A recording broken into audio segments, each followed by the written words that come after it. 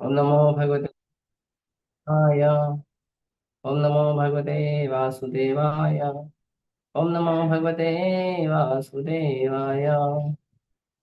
हरे कृष्णा। तो आज हम पढ़ रहे हैं श्रीमद् भागवतम स्कंद एक, अध्याय 5 और श्लोक संख्या है 38।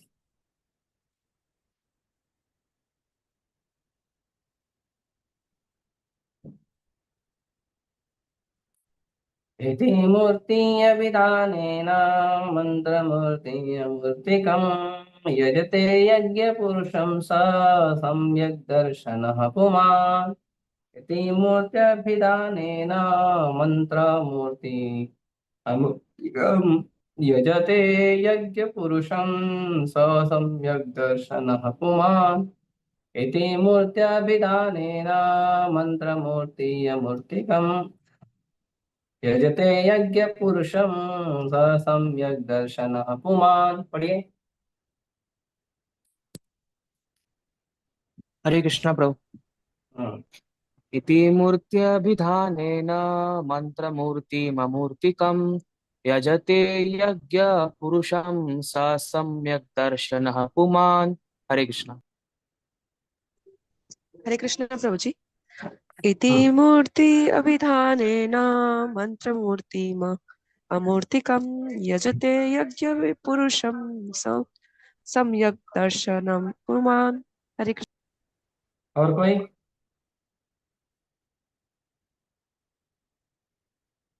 ठीक है। शब्दार्थ अनुवाद और तात्पर्य। कृष्ण कृपा मूर्ति अभयचरणानंद भक्ति वेदांत स्वामी श्री प्रभुपाद और श्री प्रभुपाद की जय।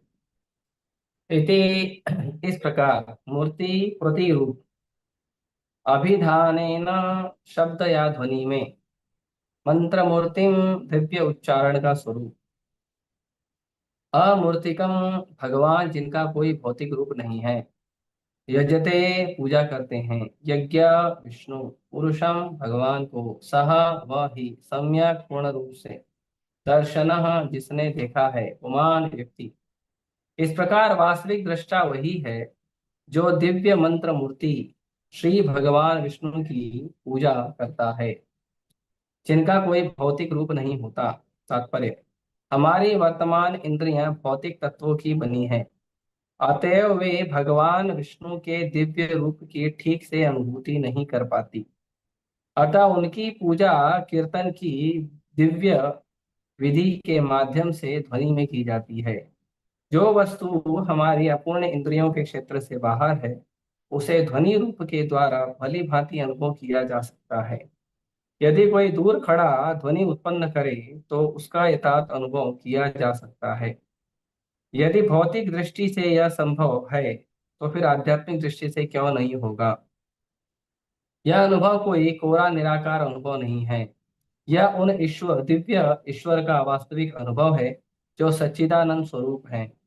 अमर कोश नामक संस्कृत कोश में मूर्ति शब्द के दो आशय प्रमुख हैं, स्वरूप तथा कठिनाई। अतएव आचार्य श्री विश्वनाथ चक्रवर्ती ठाकुर ने अमूर्तिकम का अर्थ किसी कठिनाई के बिना लगाया है। शाश्वत आनंद के ज्ञान के दिव्य स्वरूप का अनुभव हमारे मूल आध्यात्मिक इंद्रियों द्वारा ही हो सकता है। इसे पवित्र मंत्रों के उच्चारण या दिव्य उच्चारण ध्वनि द्वारा पुनर्चित किया जा सकता है। ऐसी ध्वनि प्रामाणिक गुरु के पारदर्शी माध्यम द्वारा प्राप्त की जानी चाहिए और गुरु के निर्देश में ही इसे उच्चारण कीर्तन का अभ्यास करना चाहिए। यह हमें धीरे धीरे ईश्वर के अधिक निकट ले जाएगा। पूजा की यह विधि पांचरात्रिक विधि में संस्तुत है जो मान्य एवं प्रामाणिक विधि है। पांचरात्रिक विधि में दिव्य भक्तिमय सेवा के लिए सर्वाधिक प्रामाणिक संकेत हैं। ऐसे संकेतों के बिना शुष्क दार्शनिक चिंतन द्वारा निश्चित ही भगवान के पास नहीं पहुंचा जा सकता। पांचरात्रि की विधि इस कला युग के लिए व्यावहारिक एवं उपयुक्त है। इस आधुनिक युग के लिए पांचरात्र वेदांत की अपेक्षा अधिक महत्वपूर्ण है।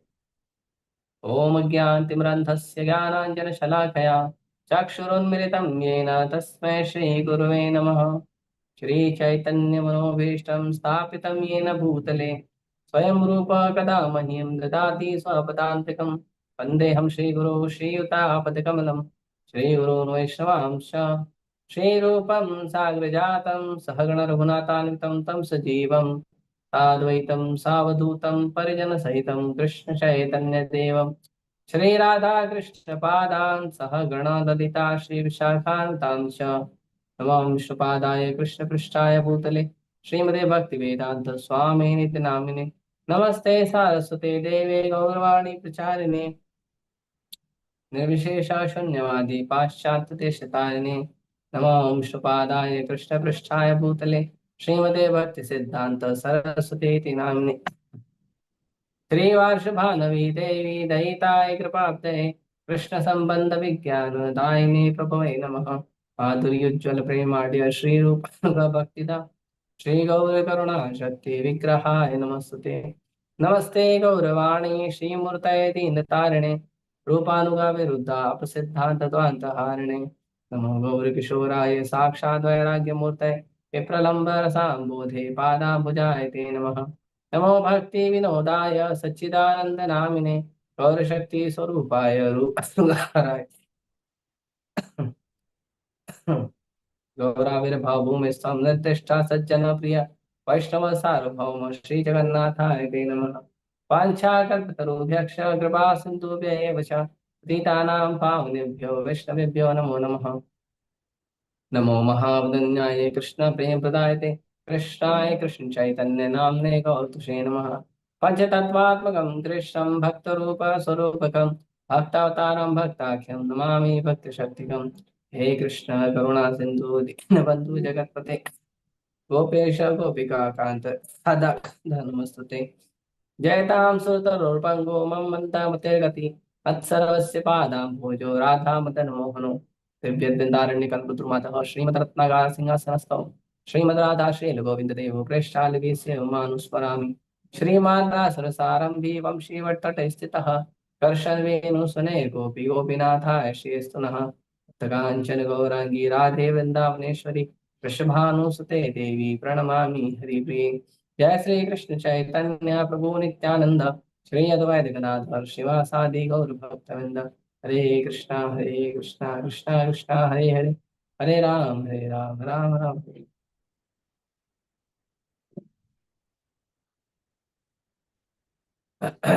हरे कृष्णा। तो यहाँ पे आज के श्लोक में वर्णन किया जा रहा है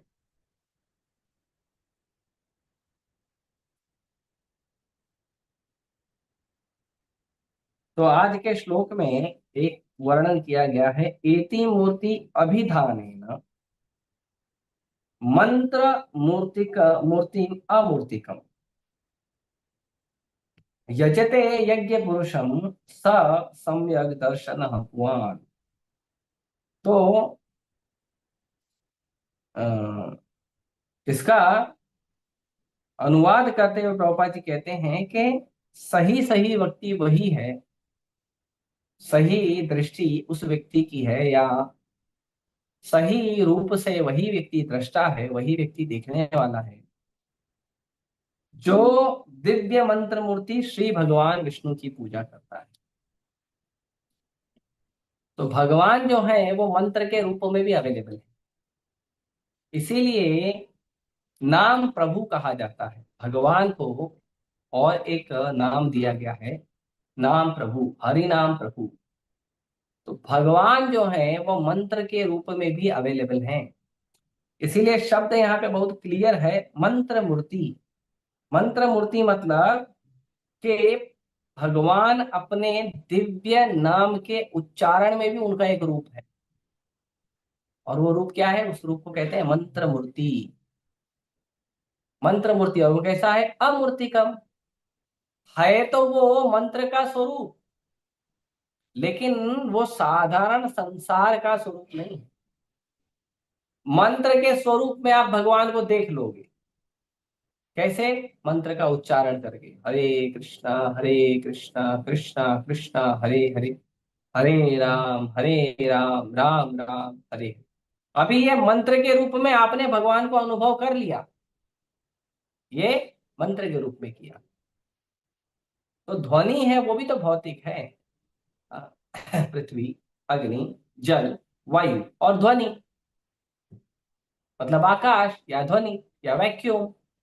तो वो भी क्या है, वो भी भौतिक है। लेकिन भगवान कैसे हैं?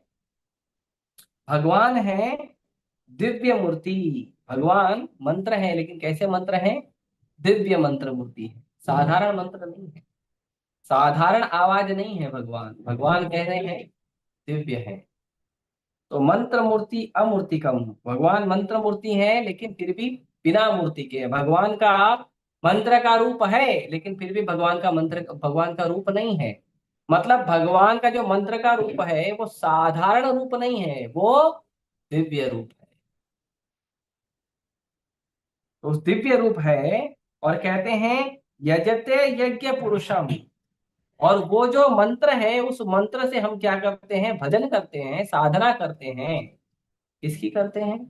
यज्ञ पुरुषम। भगवान यज्ञ पुरुष की हम साधना भजन करते हैं। किससे करते हैं? मंत्रों द्वारा। बताइए मंत्रों द्वारा कौन सा यज्ञ, कौन सा हवन होता है? लेकिन मंत्रों द्वारा एक हवन होता है, एक यज्ञ होता है, वो है हरिनाम यज्ञ। हरिनाम यज्ञ। जैसे भगवान चैतन्य महाप्रभु के बारे में वर्णन है। कृष्ण वर्णम तुषार कृष्णम सांगोपांग सपाशदम यज्ञ संकीर्तन प्राय यजंती ही सुमेधसः। तो कहते हैं कि भगवान चैतन्य महाप्रभु प्रकट होंगे अपने पार्षदों के साथ, और अपने पार्षदों के साथ भगवान प्रकट होकर क्या करेंगे? कहते हैं यज्ञ करेंगे। कौन सा यज्ञ करेंगे? संकीर्तन यज्ञ करेंगे।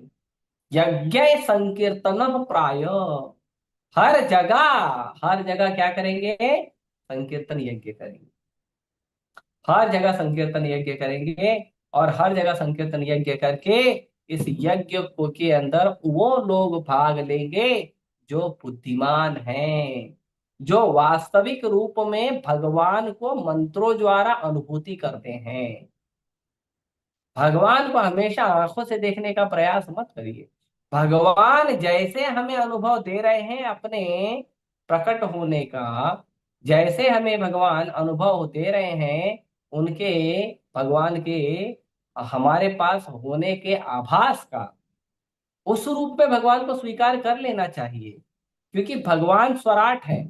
भगवान जिस भाव में हमें हमारे पास अवेलेबल हो रहे हैं, जिस भाव में हमारे पास उपस्थित हो रहे हैं, उस भाव में स्वीकार कर लेना चाहिए। हमें अपनी जिद नहीं होनी चाहिए कि नहीं आंख से ही दिखाओ। हमारी आंखों में है क्या, देख सकते हैं क्या? हम अपनी आंखों से हवा नहीं देख सकते, हम अपनी आंखों से ध्वनि नहीं देख सकते। भगवान ध्वनि के रूप में उपलब्ध है, देख सको तो देखो। तो भगवान ध्वनि के रूप में उपलब्ध है, हम देख नहीं सकते क्योंकि हम ध्वनि नहीं देख सकते ना। तो भगवान तो नाम के रूप में अवेलेबल है। नाम नाम अकार्य बहुधा निज सर्वशक्ति भी। भगवान अपने नाम के अंदर अपनी सारी शक्तियों के साथ प्रकट है, अवेलेबल है। देख सको तो देखो। परिणामों का दोष देखो, ध्वनि को देख ही नहीं सकते। तो जब ध्वनि को नहीं देख सकता है तो ध्वनि रूप भगवान को कैसे देखेगा? एक मिनट।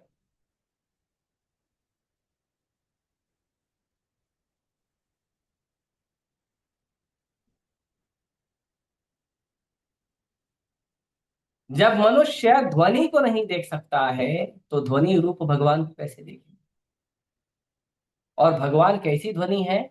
दिव्य ध्वनि है। हरे कृष्णा कृष्णा कृष्णा हरे हरे, हरे राम राम। गोलोक का प्रेम है ना, हरि नाम संकीर्तन। ये हरि नाम संकीर्तन क्या है?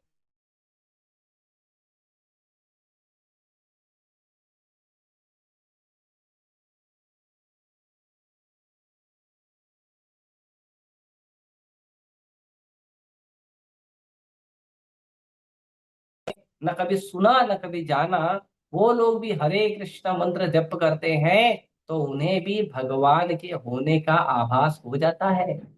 और वो भी धीरे धीरे शुद्ध होके भगवान के परम भक्त बन जाते हैं। जो ईर्ष्यालु हैं, जो भगवान से ईर्ष्या करते हैं, वो भी यदि ध्वनि को लगातार सुनते रहे श्रद्धा पूर्वक, तो वो भी धीरे धीरे भक्त बन जाएंगे। ध्वनि का इतना प्रभाव है कि भगवान जब ध्वनि रूप में जिस किसी के भी कर्ण में जाते हैं, उस कर्ण से उसके हृदय में जाते हैं, और हृदय से उसका हृदय शुद्ध होता है, तो वो व्यक्ति भगवान की अनुभूति कर सकता है। प्रभुपाद जी जब गए थे अमेरिका में, और उसके अमेरिका से और भी कई देशों में गए थे, अमेरिका, यूरोप, लंदन, फ्रांस, जितने अलग अलग जगह गए थे। हाँ, हर जगह प्रभुपाद जी जब गए तो वहां पे उनके माता पिता ने, उनके दादा दादी ने, उनके परदादा परदादी ने, पता नहीं कभी हरिनाम सुना था या नहीं, रामकृष्ण को जानते थे या नहीं, पर केवल गुरु के चरण कमलों में श्रद्धा रखकर उन्होंने हरे कृष्ण महामंत्र को पूरी श्रद्धा से स्वीकार किया कि ये व्यक्ति सच बोल रहा है, और इस व्यक्ति ने जो मुझे मंत्र दिया है, वो मंत्र की कृपा से, वो मंत्र को हम पूरे हृदय से आत्मसात करके उसको जप करना चाहिए।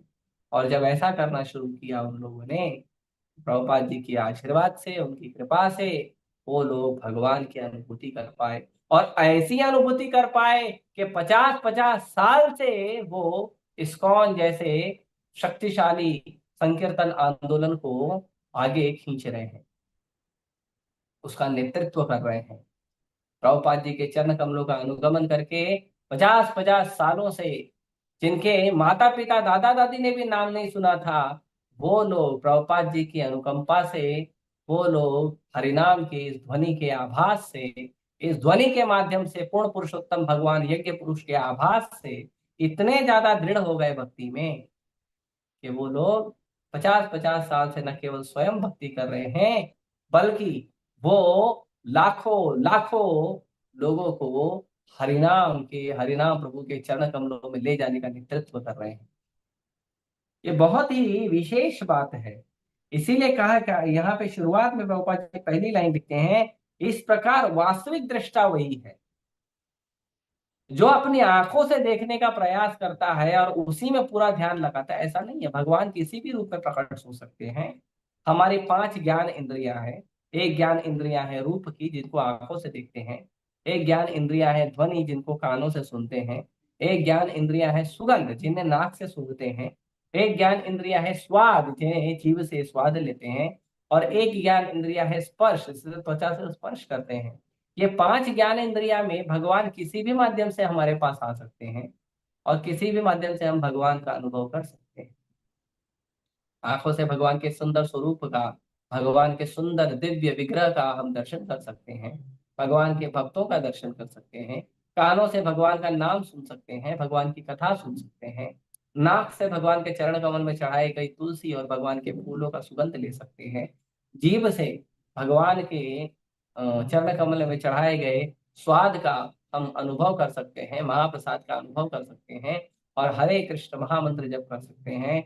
और त्वचा द्वारा हम जब भगवान की हाथ और पैर से सेवा करते हैं, तो भगवान का अनुभव कर सकते हैं। ये सब भगवान के अनुभव करने का तरीका है। भगवान के अनुभव करने का तरीका केवल आंख नहीं है, कान भी है, नाक भी है, जीभ भी है, त्वचा भी है। इन सब से हम भगवान का अनुभव कर सकते हैं। और भगवान का अनुभव कैसा होता है? दिव्य अनुभव होता है। वो इस धरती का अनुभव नहीं होता, वो दिव्य अनुभव होता है। और भगवान उस दिव्य स्वरूप में भगवान कृपा करते हैं, और भक्त को जब अनुभव होता है तो भक्त फिर भक्ति में दृढ़ होता है। वैसा हम अनुभव करते हैं। अभी यहाँ पे प्रभुपाद जी कुछ चीजें बता रहे हैं तात्पर्य में। हमारी वर्तमान इंद्रियां भौतिक तत्वों की बनी हैं, अतः वे भगवान के, विष्णु के दिव्य रूप की ठीक से अनुभूति नहीं कर पाती। अतः उनकी पूजा कीर्तन की दिव्य विधि के माध्यम से ध्वनि में की जाती है। जो वस्तु हमारी अपूर्ण इंद्रियों के क्षेत्र से बाहर है, उसे ध्वनि के स्वरूप में भली भांति अनुभव किया जाता है। तो प्रभुपाद जी यहाँ पे एक और भौतिक उदाहरण दे रहे हैं कि ऐसा हमने देखा है भौतिक संसार में भी, कि जो वस्तु हम आंख से अनुभव नहीं कर सकते हैं, वो वस्तु हम ध्वनि से अनुभव करते हैं। जैसे मान लो रास्ते में, हाँ, आप चल रहे हो, अंधेरा है, आप ठीक से देख नहीं पा रहे हो, अंधेरा है, और आपने किसी व्यक्ति को, आपको ऐसा लगा कि और कोई व्यक्ति है जो साथ में चल रहा है, आगे चल रहा है या पीछे चल रहा है, तो आप आवाज लगाओगे। वो व्यक्ति आवाज देगा, तो उसकी आवाज से आप पहचान सकते हो कि ये व्यक्ति कौन है। उसकी ध्वनि से पहचान सकते हो ये व्यक्ति कौन है। हम्म? जैसे हम लोग कभी कभी जाते हैं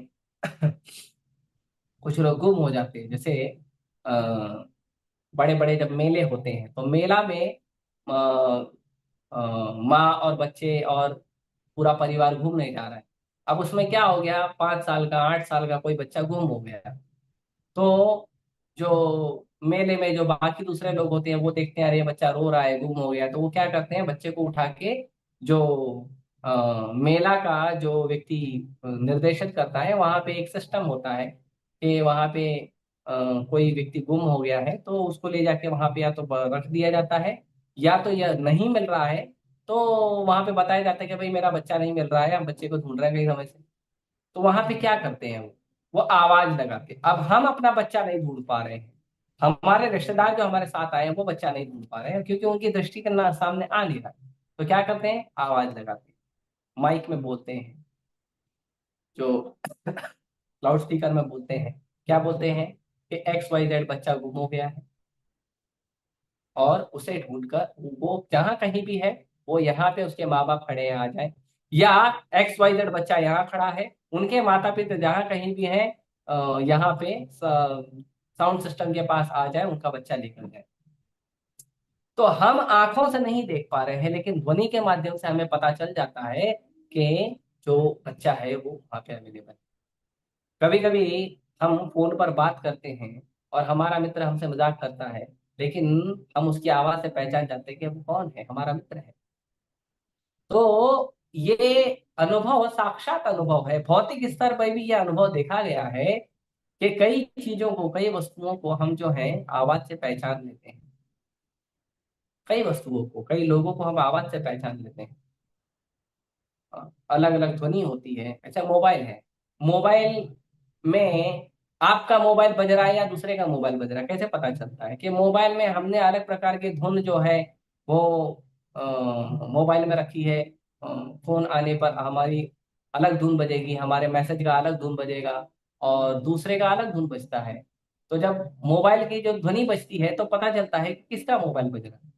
वो कैसे पता चलता है, अलग ध्वनि से पता चलता है ना।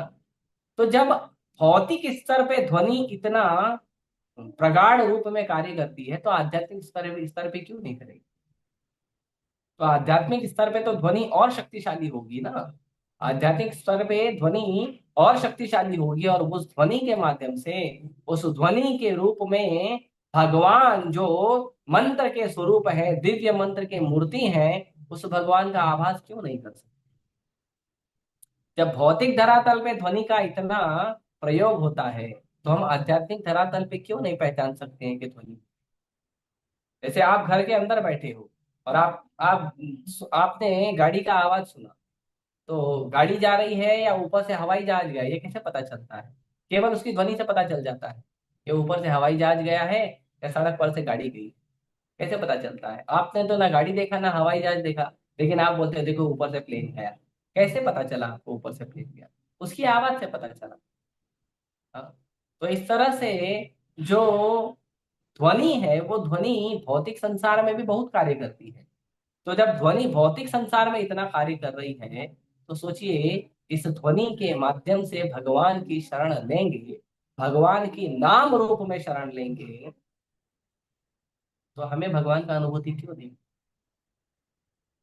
हाँ, चैतन्य चैतन्य वर्णन है, कली काले नाम रूपे कृष्ण अवतार।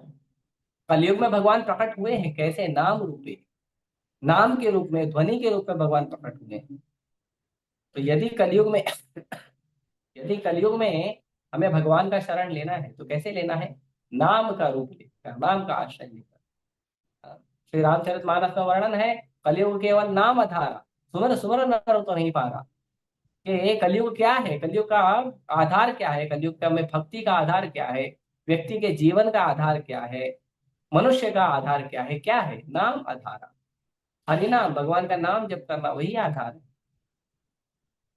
शास्त्र में वर्णन है, हरे नाम हरे नाम हरे नाम एवं केवलम करव नास्तेव नास्तेव नास्तेव गतिरन्य था। ये कलयुग में केवल हरिनाम, केवल हरिनाम और केवल हरिनाम ही आधार है। भागवतम कहता है, कृते यज्ञायते विष्णु त्रेतयध्यायते विष्णु त्रेताय मखे द्वापरे परिचर्यायो कलौ तद हरि कीर्तना। कि सतयुग है, सतयुग में क्या होगा? सतयुग में लोग भगवान के चरण कमलों का ध्यान करेंगे। त्रेतायाम तो मखे, त्रेता युग में लोग जो है यज्ञ की संस्तुति करेंगे, बड़े बड़े हवन करेंगे। द्वापर परिचर्या आयो, द्वापर युग में भगवान अर्चा मूर्ति का जो परिचर्या है, जो उनकी आरती पूजा है, उससे लोग परफेक्ट होंगे। और कलौ तद हरि कीर्तना। और कलयुग में क्या है? कलयुग में है हरे कृष्ण महामंत्र का संकीर्तन करना। तो नाम रूप में भगवान उपलब्ध है हमारे पास। कोई कहता है कि मैं भगवान का अनुभूति नहीं कर पा रहा हूं, तो उसे कहिए हरे कृष्ण मंत्र जप करिए, तुरंत भगवान का अनुभूति होगा, तुरंत डायरेक्ट कनेक्शन है भगवान का। किसी व्यक्ति से बात करना है तो उसका नंबर डायल करते हैं, और जो भी नंबर होगा अलग अलग लोग, तो उसका नंबर डायल करते हैं, उस व्यक्ति से हम जुड़ जाते हैं। वैसे ही भगवान से यदि हमें बात करनी है तो भगवान का नंबर डायल करना पड़ेगा, और वो नंबर है हरे कृष्ण महामंत्र। ये 16 नाम का जो मंत्र है, वो भगवान का, भगवान से जोड़ने के लिए हमारे पास बहुत सुंदर साधन है कि भगवान को आप डायरेक्ट कॉल कर सकते हो। ये बड़ा सिंपल है। तो इसीलिए आगे प्रभुपाद जी बताते हैं, मूर्ति के आशय बताते हैं, अमर कोश के अंदर दो मूर्ति के आशय बताते हैं। तो एक तो मंत्र मूर्ति शब्द आया है, और दूसरा अमूर्तिकम शब्द आया है। तो अब अमूर्तिकम शब्द से भी हमारे आचार्यगण इतने दक्ष हैं कि इस अमूर्तिकम शब्द से वो अब हमें बता रहे हैं कि ये अमूर्तिकम शब्द भी भगवान से जोड़ने वाला है। जैसे कहते हैं कि रूप भगवान का है, तो उस रूप भगवान का, मूर्ति मतलब भगवान का रूप हो गया। अब रूप के अनुसार मूर्ति का मतलब रूप हो गया, तो अमूर्तिकम का मतलब होगा कि रूप नहीं है। लेकिन अब देखिए हमारे आचार्य किस तरह से जोड़ते हैं, और शब्दों को बहुत सुंदर तरीके से भगवान के चरण कमल की सेवा में लगाते हैं। तो कहते हैं कि श्रील विश्वनाथ चक्रवर्ती ठाकुर बताते हैं, जैसे मूर्ति का शब्द होता है या तो स्वरूप या तो कठिनाई। तो यहाँ पे बताते हैं कि विश्वनाथ चक्रवर्ती ठाकुर अमूर्तिकम शब्द का मतलब है रूप। मूर्ति का मतलब होता है कठिनाई, और अमूर्ति का मतलब होता है बिना कठिनाई के। मूर्ति का मतलब बताया है कठिनाई, तो अमूर्ति का मतलब होगा बिना कठिनाई के। तो कहते हैं भगवान सुलभ है। यदि आप मंत्रों के द्वारा भगवान का शरण लेने का प्रयास करोगे तो भगवान सुलभ है, दुर्लभ नहीं। भगवान को प्राप्त करना कोई कठिन नहीं है। आप लोग देख लीजिए, संसार में माता पिता भाई बहन पुत्र पत्नी इन सबको प्रसन्न करना, नात रिश्तेदारों को प्रसन्न करना, पति पत्नी एक दूसरे को प्रसन्न करने का प्रयास करते हैं। जो काम करने वाला नौकर होता है वो अपने मालिक को, अपने कंपनी के मालिक को, बॉस को प्रसन्न करने का प्रयास करता है। कितना प्रयास करने के बाद भी वो प्रसन्न नहीं होते, फाइनली बोलते तुमने मेरे लिए किया क्या। और यहाँ यदि आप शांति से बैठ के हरे कृष्ण महामंत्र, आध्यात्मिक गुरु के मार्गदर्शन में यदि आप हरे कृष्ण महामंत्र जप करते हो तो भगवान प्रसन्न हो। तो बताओ कठिनाई क्या है? कठिनाई संसार के हमारे रिश्ते नातों को प्रसन्न करने में कठिनाई है, या भगवान का नाम जप करके भगवान को प्राप्त करने में कठिनाई है? भगवान कहते हैं स्वल्पम अपि धर्मस्य तो महतो भय। अरे तुम थोड़ा तो करो, बाकी के लिए मैं अवेलेबल हूँ, थोड़ा तो करो। और हमारे रिश्तेदार बोलते हैं इतना ही किया है बस, इससे क्या होता है, देखो उसने इतना किया, देखो उसने उतना किया, देखो उसने उतना। लेकिन भगवान बोलते हैं थोड़ा तो करो। तो भगवान दुर्लभ नहीं है। कई बार लगता है ये पूजा, ये व्यवस्था, ये सब चीज बहुत दुर्लभ है। ये दुर्लभ है लेकिन उन लोगों के लिए जो अपने आप को ज्ञानी समझते हैं, जो अपने आप को योगी समझते हैं, जो अपने आप को ध्यानी समझते हैं, जो अपने आप को कर्मी समझते हैं, वो अपना अहंकार नहीं छोड़ना चाहते हैं। ये ज्ञानी ध्यानी योगी ये अपना अहंकार नहीं छोड़ना चाहते हैं। अहंकार क्या है? कृष्ण को प्राप्त करना है, मैं अपनी योग तपस्या से कृष्ण को प्राप्त करूं। कृष्ण को प्राप्त करना है, मैं अपने कर्म के बल पर, मेरे कर्म की जो कर्मठता है उसके बल पे भगवान को प्राप्त करूं।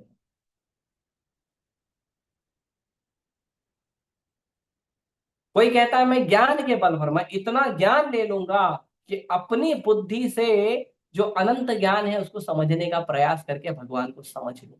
कैसे समझो? जैसे छोटा बच्चा है, छोटा बच्चा यदि माँ को या पिताजी के गोद में चढ़ने का प्रयास करे और माँ और पिताजी खड़े हैं, 5 फुट 6 फुट मतलब माँ या पिताजी का हाइट है, उनका ऊंचाई है, और छोटा सा बच्चा 2 साल का 1 साल का छोटा सा बच्चा वो माता पिता के गोद में चढ़ना चाहता है, कितना प्रयास करेगा तो चढ़ जाएगा, कितना प्रयास करेगा नहीं चढ़ पाएगा। लेकिन यदि माता पिता ने अनुकंपा किया तो वो माता पिता की गोद में आ जाए। कैसे आएगा? बच्चे ने इच्छा की है माता पिता की गोद में चढ़ने की, बच्चे ने चेष्टा की है माता पिता की गोद में चढ़ने की, लेकिन फाइनली माता पिता के प्रयास से, माता पिता की कृपा से बच्चा माता पिता के गोद में जाता है। अपने प्रयासों से कितना प्रयास करेगा कितना ऊपर चढ़ जाएगा, और ज्यादा ऊपर चढ़ेगा तो 1 आध 2 फुट चढ़ के जब गिरेगा तो उसको लगेगा भी चोट अच्छे से। तो ये जो ध्यानी है, ज्ञानी है और कर्मी है, योगी है, ये क्या है? ये वैसे बच्चे हैं जो भगवान के पाप को पहुंचने का, पकड़ने का प्रयास करते हैं अपने छोटे से प्रयास से, अपनी छोटी सी बुद्धि से अनंत भगवान ज्ञान सागर को पकड़ने का प्रयास करते हैं।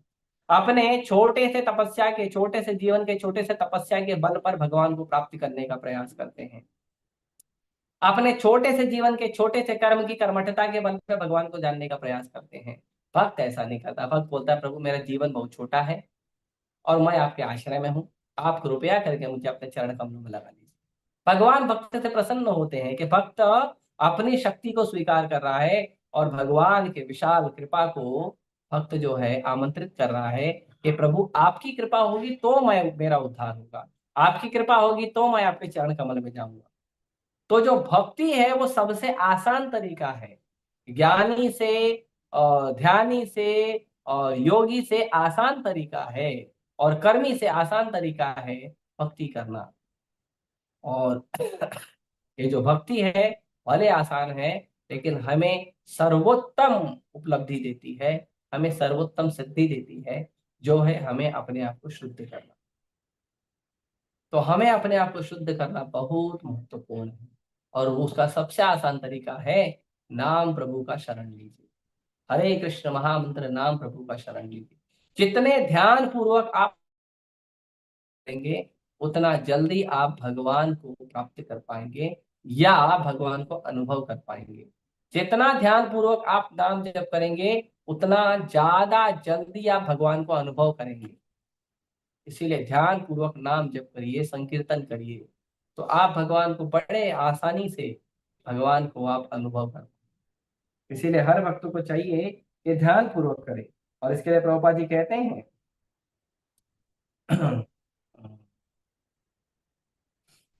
ऐसी ध्वनि प्रामाणिक गुरु के पारदर्शी माध्यम द्वारा प्राप्त की जानी चाहिए और गुरु के निर्देशन में ही इसका उच्चारण करना चाहिए। ये जो नाम ध्वनि है, ये जो भगवान का नाम रूप है, ये नाम रूप भगवान का कैसे आप प्राप्त कर सकते हो? प्रामाणिक गुरु के पारदर्शी माध्यम से। शब्द ध्यान से देख लेना, भागवतम में जो लिखा है, बहुत ध्यान से शब्दों को देखिए। प्रभुपाद जी क्या कह रहे हैं? पहला, गुरु प्रामाणिक होना चाहिए और प्रामाणिक गुरु भी पारदर्शी होना चाहिए। ऐसे नहीं कि हम गुरु बन गए हैं, चलिए अब तो हम प्रभुपाद जी के अनुगत हो गए हैं, अब लोग हमें गुरु कहने लगे हैं तो ठीक है मैं अपने मन से जो चाहे करूंगा। नहीं, पारदर्शी होना चाहिए। भगवान ने, प्रभुपाद जी ने जो शिक्षा दी है, उन शिक्षाओं के बीच में आपका मन गणन ज्ञान नहीं होना चाहिए।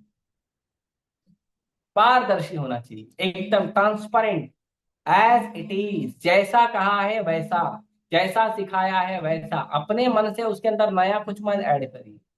नया कुछ नहीं है, सब पुराना है, सब पुराना है, कुछ भी नया नहीं। कई बार लोग बोलते हैं ये भक्ति भक्ति तो पुरानी चीज है। तो पुराने समय में स्त्री को माँ कहते थे। पुराने समय में, पुराने समय में जन्म देने वाली स्त्री को माँ कहते थे। क्या होता?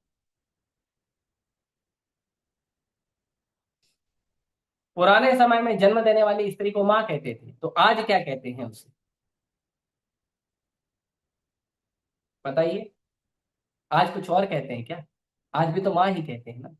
पुराने समय में लोग अनाज खाते थे, आज क्या खाते हैं? Thermocol, plastic, nut bolt. आज भी अनाज ही खाते हैं ना।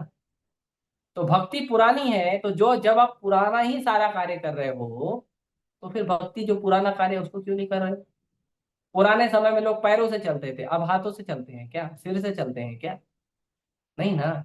सारा काम तो पुराना ही करते हैं। पुराने समय में लोग आंखों से देखते थे, अब लोग कान से देखते हैं क्या? हाँ। पुराने समय में लोग मुंह से खाते थे, अब लोग कान से खाते हैं, आंख से खाते हैं क्या? नहीं। सारा काम तो पुराना ही कर रहे हैं। नया क्या कर रहे हैं हम? ऐसा एक वस्तु दिखाइए जो हम नया कर रहे हैं। फैशन के नाम पे मूर्खता करने को आधुनिकता नहीं कहते हैं। कि फैशन के नाम पे हम कुछ भी मूर्खता कर रहे हैं और वो आधुनिक चीज हो गई, वो आधुनिक नहीं है। वो आधुनिक नहीं है। हम जो कार्य कर रहे हैं वो प्रामाणिक होना चाहिए। नया और पुराना कुछ नहीं होता है, होता है प्रामाणिक। जो प्रामाणिक है वही सत्य है, न वो नया है न वो पुराना है। तो इसीलिए इस चीजों का हमें ध्यान रखना चाहिए, विचार रखना चाहिए। होते हैं कि एक मिनट,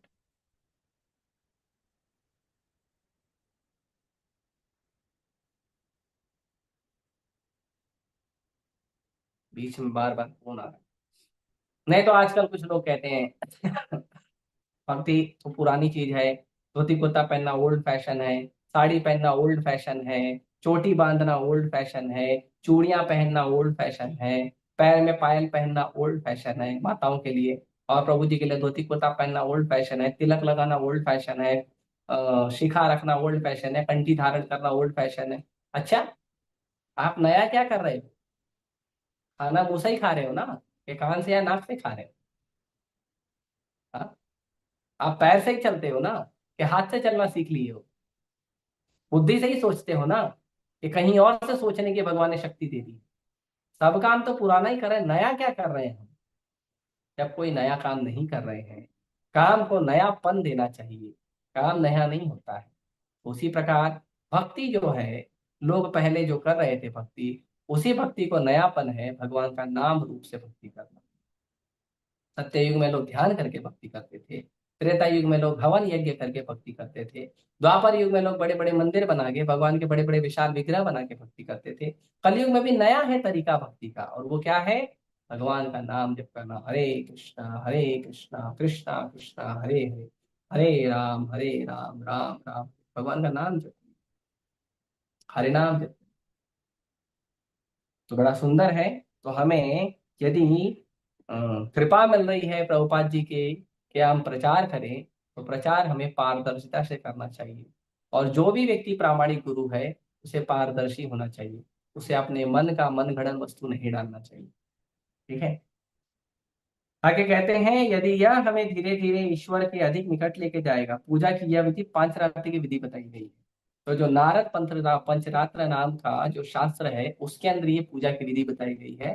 ये सबसे आसान तरीका है। नारद पंचरात्र जो है वो शूद्रों को नहीं, जो चांडाल हैं, मलेच्छ हैं, जो मनुष्यों में अधम है, मनुष्यों में नीच है, ऐसे व्यक्तियों के लिए भी पांचरात्रि की विधि कहती है कि यदि कोई भगवान का नाम जप करता है, तो वो भगवान के दिव्य धाम तक पहुंच सकता है। मुची हो या शुचि हो या, यदि कृष्ण भजे। यदि कोई मुची है, चमार भी है, नीच जात का है, लेकिन अगर वो भगवान का नाम जप करता है तो शुचि है, वो ब्राह्मण बन सकता है, वैष्णव बन सकता है। तो ये पांच नारद पंचरात्र विधि में बताया गया है। और नारद पंचरात्र विधि इतनी प्रामाणिक है कि वो वेदों से ज्यादा महत्वपूर्ण है। इसीलिए इस्कॉन में जिस भक्ति की संस्तुति की जाती है, हरि नाम की संस्तुति जो की जाती है, और इस्कॉन में जो प्रचार किया जाता है, वो प्रचार का आधार है नारद पंचरात्र की विधि। तो ये भक्ति की सबसे आसान विधि है, जिसके अंतर्गत हम जो है भक्ति का प्रचार करते हैं। नहीं तो प्रभुपाद जी हमें क्या कहते हैं, हमें चेतावनी दे रहे हैं कि ऐसे संकेतों के बिना शुष्क दार्शनिक चिंतन द्वारा निश्चित ही भगवान के पास नहीं पहुंचा जाएगा। यदि हम भगवान के नाम का आश्रय नहीं लेंगे, गुरु का आश्रय नहीं लेंगे, प्रामाणिक गुरु का पारदर्शी माध्यम से आश्रय नहीं लेंगे, और हम सोचेंगे कि हम केवल किताब पढ़ लें या कर्म कर लें, या ध्यान में बैठ जाएं और अपने शुष्क चिंतन से, ड्राई स्पेकुलेशन से हम भगवान को जानने का प्रयास करें, तो आप भगवान को कभी भी प्राप्त नहीं कर पाओगे। भगवान को प्राप्त करने का बस यही तरीका है कि आप अच्छे से भगवान का अच्छे से भक्ति करें। जब भगवान का आप अच्छे से भक्ति करेंगे तब आप जाके भगवान को प्राप्त कर पाएंगे। और इसीलिए कह रहे हैं प्रभुपाद जी, पांच रत्न की विधि इस कला प्रदान युग के लिए व्यवहारिक और उपयुक्त है। एक तो वो प्रैक्टिकल है और दूसरा वो सुइटेबल है। आजकल के समय पे ये दो शब्द बहुत इंपॉर्टेंट है कि जो काम हम कर रहे हैं वो पहला तो प्रैक्टिकल होना चाहिए और दूसरा सुइटेबल होना चाहिए। प्रैक्टिकल मतलब व्यवहारिक होना चाहिए, जो हम आसानी से कर सकें, छोटा बच्चा भी कर सके, बुढ़ा भी कर सके, स्त्री भी कर सके, पुरुष भी कर सके, और ब्राह्मण भी कर सके, शूद्र भी कर सके, चांडाल भी कर सके, हर व्यक्ति कर सके। व्यवहारिक है सबके लिए और हर परिस्थिति में कर सके। सुबह करना है या शाम को करना नहीं, 24 घंटे में कभी भी करिए।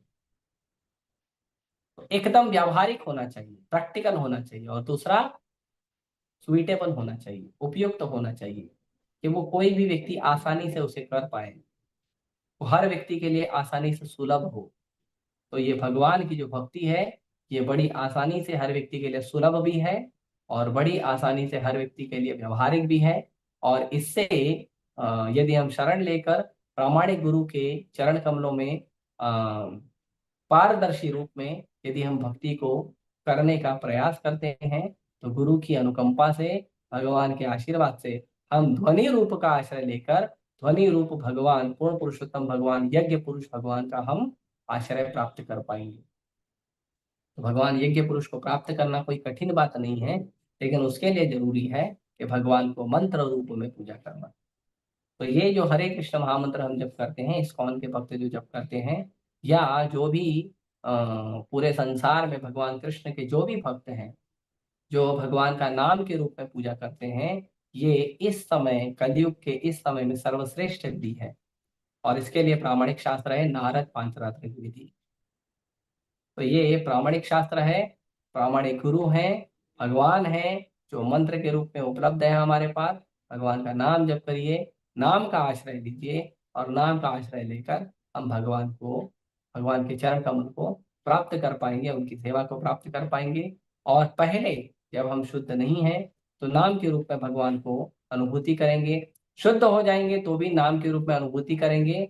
साथ साथ में हमारी इंद्रियां जब शुद्ध हो जाएगी तो आप आंखों से 24 घंटा भगवान का दर्शन भी कर सकते हो। तो ये, लेकिन इसकी शुरुआत है, नाम का आश्रय लें और बहुत ध्यान पूर्वक जप करें।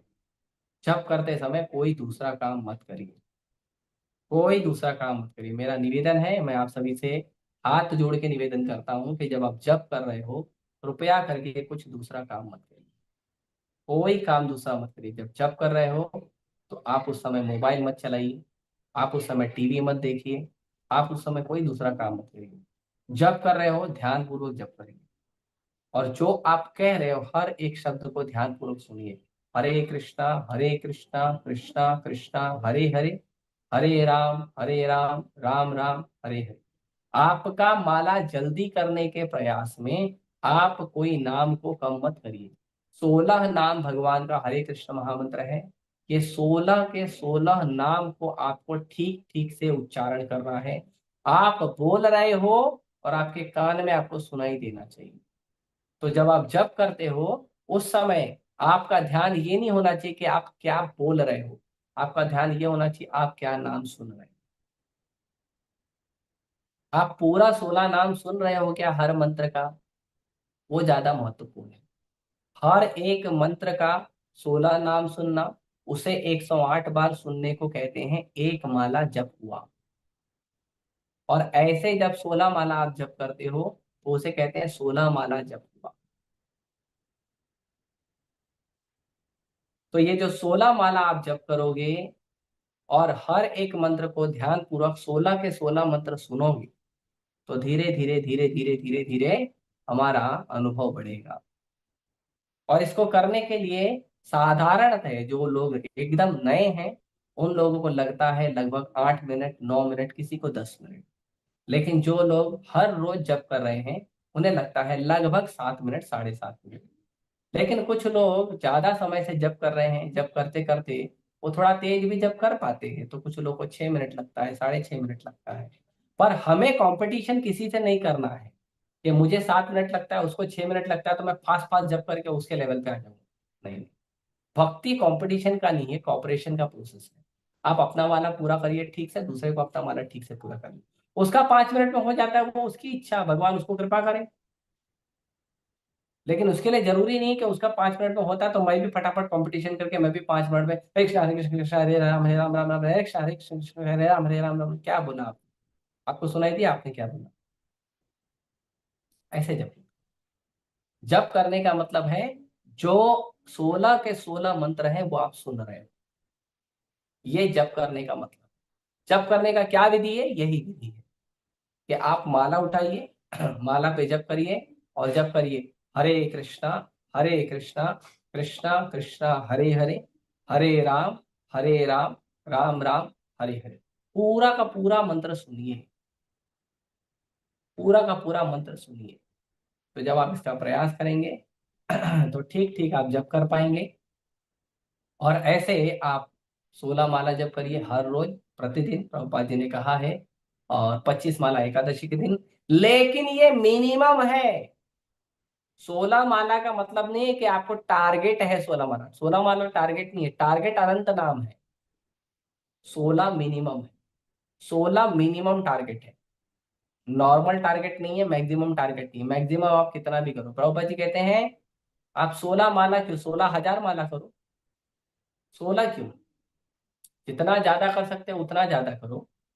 आपके पास समय खाली है मोबाइल चलाने के अलावा, या कोई दूसरा काम जो काम हमें भक्ति में नहीं लगा रहा है, उसको करने से अच्छा एक्स्ट्रा माला जप करिए।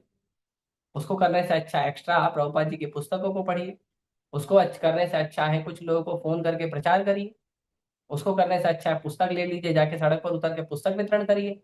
समय व्यर्थ मत गंवाइए। ये जीवन व्यर्थ समय बर्बाद करने के लिए नहीं है। तो इसीलिए सभी भक्तों से निवेदन है कि आप सभी ध्यान पूर्वक जप करिए। और नाम और रूप में भगवान की यदि हम पूजा करेंगे तो ये बुद्धिमान व्यक्ति के लक्षण है कि आप नाम रूप में भगवान की पूजा कर रहे हैं। और वास्तविक रूप में वही भगवान का दर्शन कर रहा है जो भगवान का नाम के रूप में सेवा करके भगवान यज्ञ पुरुष को प्रसन्न कर रहा है। वही वास्तविक रूप में भगवान का दर्शन कर पाएगा। तो ये इस श्लोक के बारे में प्रभुपाद जी बता रहे हैं। और इसके लिए यदि कोई पूछता है कि कौन सा प्रामाणिक शास्त्र है तो उसको कहिए नारद पांचरात्र नाम का शास्त्र है, जिसके अंदर ये सारी चीजें वर्णन की गई।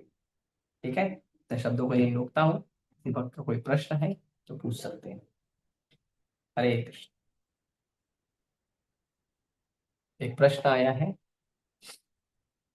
प्रभु जी मुझे ऐसा क्यों लगता है कि भगवान कृष्ण को हम अपना मानते हैं, प्रेम करते हैं, उनसे भक्ति भाव से।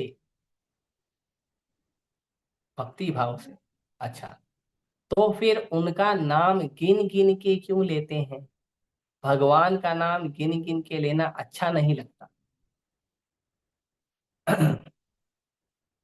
तो अब मैंने कुछ समय पहले कहा था, अभी थोड़ा समय पहले कहा था कि जो आप भगवान का नाम जप कर रहे हो, जो भगवान का नाम जप कर रहे हो, भगवान का भक्ति कर रहे हो, वो भगवान का नाम जप और भगवान की जो भक्ति है वो प्रामाणिक गुरु के निर्देश में पारदर्शी माध्यम से करना चाहिए।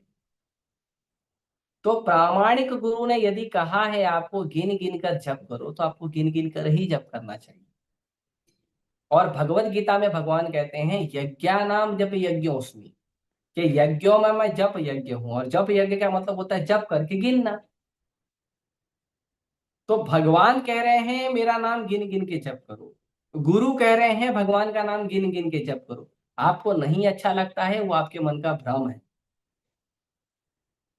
वो आपके मन का भ्रम है, क्योंकि मन का काम है कि किसी चीज को स्वीकार करना और किसी चीज को अस्वीकार करना, किसी चीज को अपना बनाना, किसी चीज को पराया करना। ये मन का खेल है। आप मल के खेले में पड़ोगे तो फिर माया के दास बन जाओगे। माया के दास मत बनिए।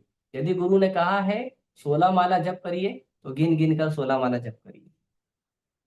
यदि भगवान ने कहा है कि मैं जप के रूप में अवेलेबल हूं, जप के रूप में सर्वश्रेष्ठ यज्ञ है, तो भगवान कहते हैं उनका नाम जप करिए, भगवान कहते हैं उनका नाम गिनिए। तो जब भगवान कह रहे हैं नाम गिन गिन कर जप करिए, गुरु कह रहे हैं भगवान भगवान का नाम गिन गिन कर जप करिए, शास्त्र कह रहे हैं भगवान का नाम गिन गिन कर जप करिए, तो हम मन की सुन रहे हैं। तो आप ये बताइए, आप मन की पूजा कर रहे हैं, मन को अपना गुरु बनाए हैं, या भगवान की पूजा करनी है और गुरु को अपना गुरु बनाना है, जो भगवान के प्रामाणिक भक्त। भगवान के प्रामाणिक भक्त को गुरु बनाना चाहिए ना।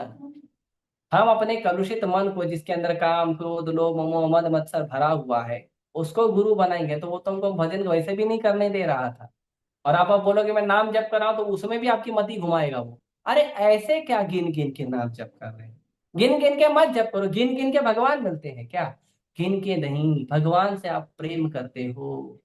अच्छा, इतना प्रेम हो गया है आपसे भगवान का? अच्छी बात है, अगर हो गया है तो हम आपको प्रणाम करते हैं कि आपको भगवान से इतना प्रेम हो गया है। भगवान आपको कृपा करें कि आप एक अच्छा प्रचार करें, प्रभुपाद जी के चरण कमलों में बहुत अच्छी सेवा करें। ये अच्छी बात है कि अगर आप ऐसा कर पा रहे हैं तो। भाई मैं तो ऐसा नहीं कर रहा हूँ, इसीलिए मुझे जो प्रभुपाद जी ने कहा है, अपनी शिक्षाओं के माध्यम से, प्रभुपाद जी के लेक्चर मैंने सुना है, प्रभुपाद जी के पुस्तकों में मैंने पढ़ा है कि हमें हरे कृष्ण महामंत्र ध्यान पूर्वक जप करना चाहिए, और माला पर गिन गिन कर जप करना चाहिए। ठीक है। और वो मिनिमम है। अगर आपको अनलिमिटेड करना है तो 16 मिनिमम प्रभुपाद जी की सेवा के लिए कर लीजिए, और अनलिमिटेड जितना जप करना है करिए, उसके लिए कोई मना नहीं।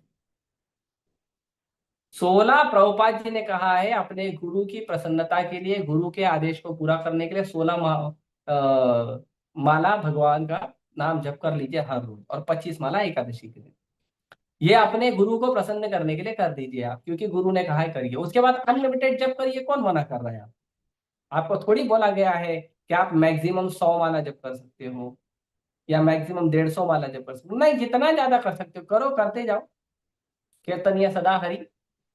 हाँ, हमेशा कीर्तन करो, हमेशा जप करो, हमेशा भगवान के आश्रय में रहो, हमेशा भगवान का नाम जप करो, खुद भी जप करो, दूसरों को भी जप कराओ। प्रभुपाद जी का संदेश जाके घर घर में प्रचार करो। अभी गीता मैराथन चालू हुआ है, भगवान के नाम का, भगवान की शिक्षाओं का जाके घर घर में प्रचार करो, घर घर में जाके गीता बांटो। करो तो सही, शुरू तो करो, हम आपको सहयोग करने के लिए तैयार हैं। ठीक है। लेकिन इसमें खतरा ये है कि आप अपने मन को गुरु मत बनाइए। अगर आप मन को गुरु बनाएंगे, तो मन आज बोलेगा भगवान की भक्ति करो, कल यही मन आपको भगवान की भक्ति से दूर कर देगा, पता भी नहीं चलेगा। क्योंकि मन बड़ा दुष्ट है। चंचलम ही मना कृष्ण प्रमाति बलवत दृढ़म। ये मन चंचल है, प्रमादी है, बलवत है, दृढ़म है।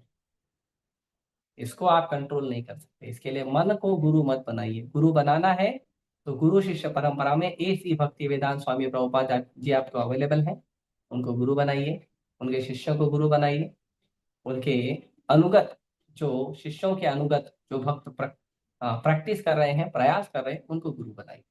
वो आपको सही दीक्षा देंगे, सही शिक्षा देंगे, सही मार्गदर्शन दिखाएंगे। ठीक है। और किसी भक्त को कोई प्रश्न है?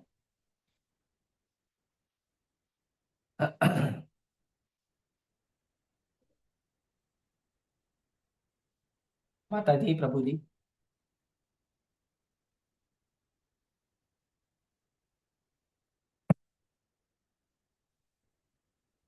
ठीक है, किसी का कोई प्रश्न नहीं। आप सभी का बहुत बहुत धन्यवाद। अनंतराश्रम भागवतम की जय। श्री प्रभुपाद। हरे कृष्ण।